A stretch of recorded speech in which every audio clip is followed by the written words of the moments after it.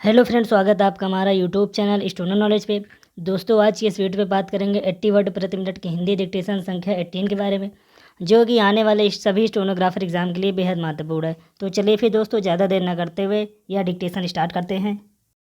किसान संगठनों की यह मांग मानने में हर्ज नहीं कि न्यूनतम समर्थन मूल्य यानी MSP को लेकर गठित होने वाली समिति में उनकी भी भागीदारी हो, लेकिन यदि वे यह जिद पकड़ेंगे कि MSP पर गारंटी कानून बने तो इसे पूरा करना संभव नहीं। निसंदेह यह कहने सुनने में तो अच्छा लगता है कि कृषि उपज की खरीद MSP कानून के तहत हो, लेकिन इसे कोई सरकार चाह कर भी अमल में नहीं ला सकती। कोई भी सरकार हो, वह ना तो किसानों की पूंजी उपज खरीद सकती है और ना ही MSP खरीद का गारंटी कानून बनाकर निजी व्यापारियों को इसके लिए मजबूर कर सकती है कि वे तय दाम पर ही कृषि उपज खरीदें।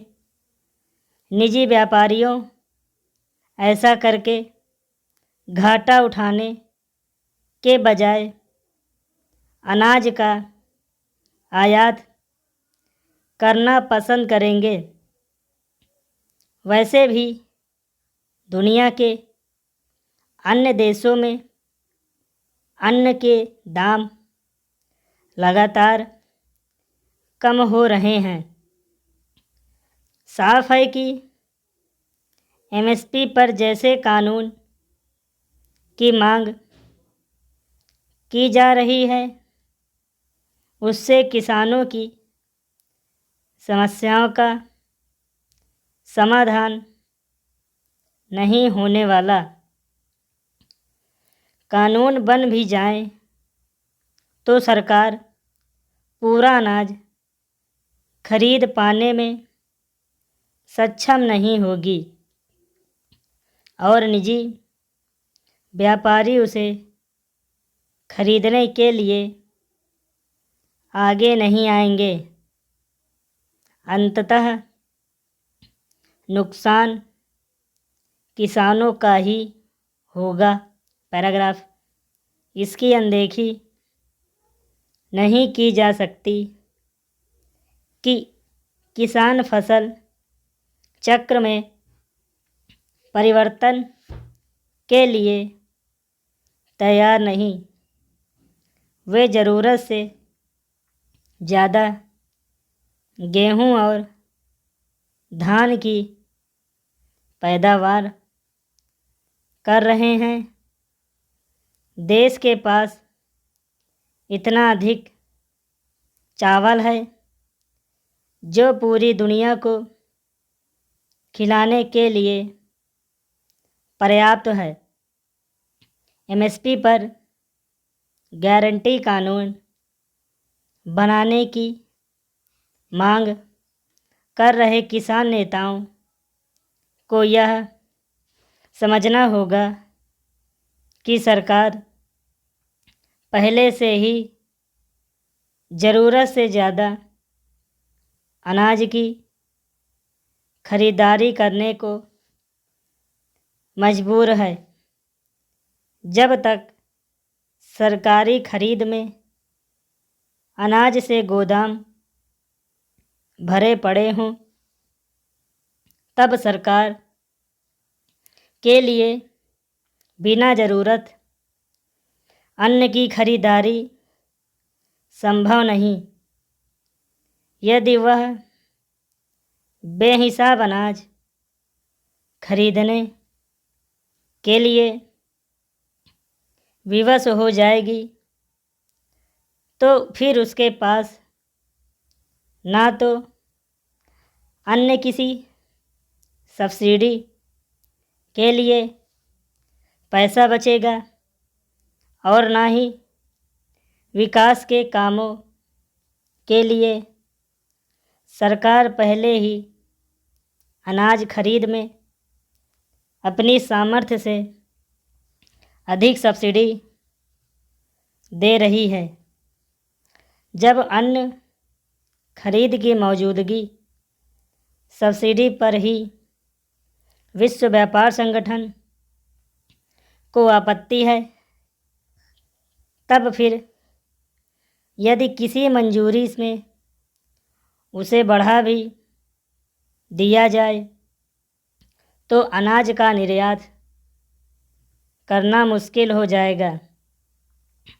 किसान नेता पहले ही अपनी जिद से 86% किसानों के हितों की बलि ले चुके हैं। अब उन्हें ज़मीनी हकीकत को समझकर विवेकपूर्ण फैसला करना होगा। वे ना तो बाजार के नियमों की अनदेखी कर सकते हैं और ना ही इस तथ्य की भी कि किसी भी उत्पाद के अच्छे दाम तभी मिलेंगे जब बाजार में उसकी मांग होगी। पैराग्राफ। स्वच्छ सर्वेक्षण 2021 में उत्तर प्रदेश की रैंकिंग में आया उछाल शहरों में ठोस बदलाव की ही पुष्टि करता है। प्रदेश को इस वर्ष 6ठा स्थान मिला है, जबकि पिछले वर्ष यह 7वां रहा था। इस वर्ष विभिन्न श्रेणियों में प्रदेश को कुल 18 पुरस्कार मिले हैं।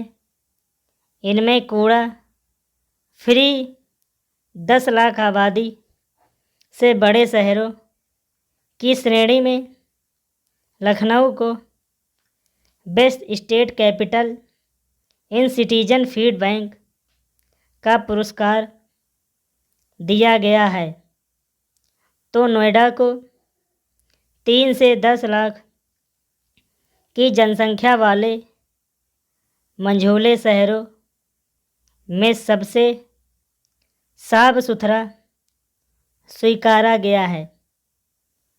मेरठ में 10 से 40 लाख तक आबादी वाले शहरों में फॉरेस्ट मूव बिग सिटी मानते हुए पुरस्कृत किया गया है। 1 लाख से अधिक जनसंख्या वाले शहरों में वाराणसी को नंबर 1 बेस्ट गंगा टाउन का पुरस्कार मिला, तो इसी श्रेणी में 1 लाख से छोटे शहरों में कन्नौज पहले स्थान पर रहा। इसके साथ पटियाली, आवागढ़, हसनपुर, गजरौला जैसी नगर पंचायतों का प्रदर्शन भी प्रदेश के शान में 4 चांद लगाने वाला साबित हुआ है। पुरस्कारों की सूची यह भी स्पष्ट करती है कि जिस बदलाव की उम्मीद थी वह पूरी नहीं हो सकी। नोएडा, गाजियाबाद, मेरठ, हापुड़ और एटा के बहुसंख्यक पुरस्कार जीतने में पश्चिमी यूपी का दबदबा बना है। अन्य पुरस्कार मध्य यूपी के हिस्से में है। पूर्वांचल में वाराणसी को छोड़कर बाकी शहर कहीं भी टक्कर लेते नहीं दिखे। जाहिर है पूर्वांचल के नगर निगमों और अन्य निकायों में भी गंभीरता से काम नहीं हो रहा है। इसके लिए वहाँ तैनात अधिकारी सीधे जिम्मेदारी और जिन निकायों के अधिकारियों ने अपने शहर को संवारने का ईमानदारी से संकल्प लिया है, वहाँ बदलाव भी ला रहे हैं। पुरस्कारों को दौड़ में भी है। लखनऊ इसका अनुकरणीय उदाहरण है। इस वर्ष 2017 में 269वीं रैंक मिली थी, अब 12वीं आई है। 5 वर्ष में 120 कूड़ा घर ख़त्म करके नगर निगम ने बड़ी राहत भी दी है।